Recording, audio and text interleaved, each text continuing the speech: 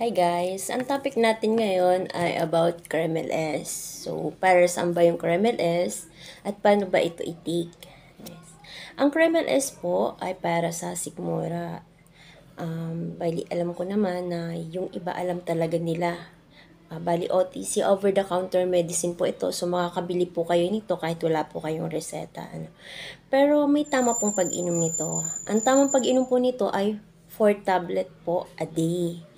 So, 1 hour after meal, iinom po kayo ng Caramel S. At isa po bago matulog sa gabi.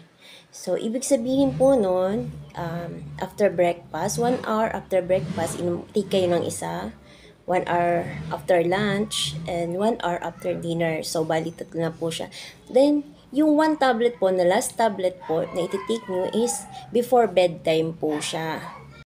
Ang Caramel S po, ang pag-take nyo po ay kailangan nyo po siyang nguyain. So, hindi po siya iniinom. Kailangan nyo po siyang nguyain ng maigi bago nyo siya lunukin.